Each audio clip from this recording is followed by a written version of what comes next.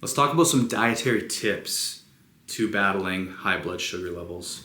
And there's a lot of different ones out there, but some really good ones I've found over the years are time-restricted feeding. If you're dealing with this pre-diabetes, diabetes, and you've never looked into this, definitely look into shrinking your eating window into, say, an 8-hour period to start. So instead of eating 12 hours throughout the day, waking up, breakfast, lunch, dinner with snacks, eating for 12 hours, condense the caloric feed to about 8 hours. This gives the digestive machinery a break.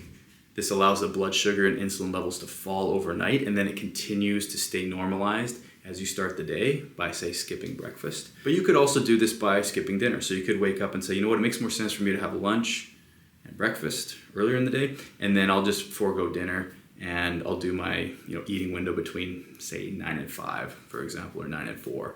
But I've also found great success with 10 to 6, 11 to 7, 12 to 8. Any of those time windows can work well. Just pick what works for you.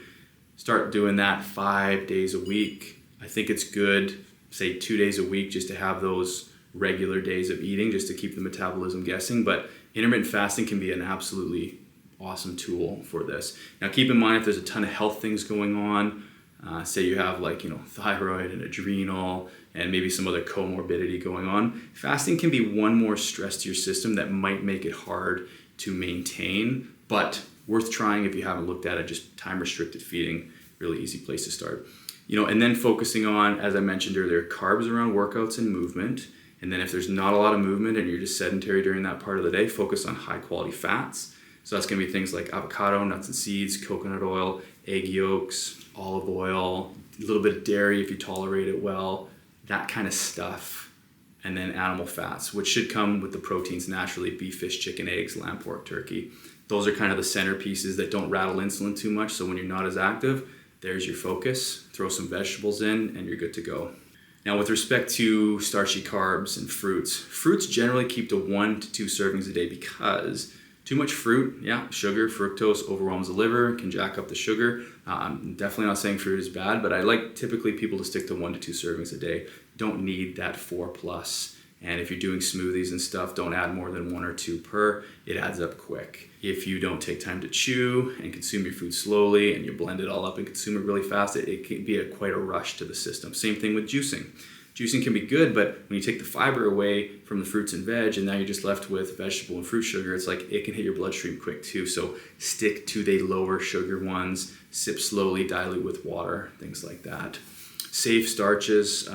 So again, this is highly debatable depending where your insulin and blood sugar levels are, but just giving you an idea. Rice, sweet potatoes, yams. Sweet potatoes, interesting because they're pretty sugar friendly. They're much diabetic and sugar friendly compared to white potatoes.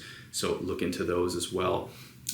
Slow down and chew your food really well. This helps with digestion and making sure that calories seep in at a nice steady rate and it doesn't cause too much digestive upset.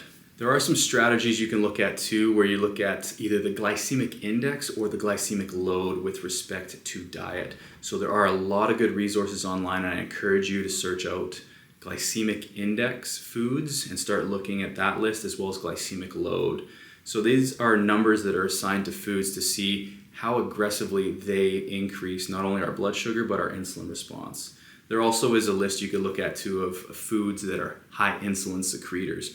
But essentially what you want to learn from these lists is what are really high glycemic index and glycemic loads, and to not consume too much of those when you're sedentary. And just generally speaking, those are often bad foods in the sense of not a lot of fiber, often highly processed, and they just convert to glucose so rapidly in your system. So you want to start to understand that's a high glycemic or glycemic load food.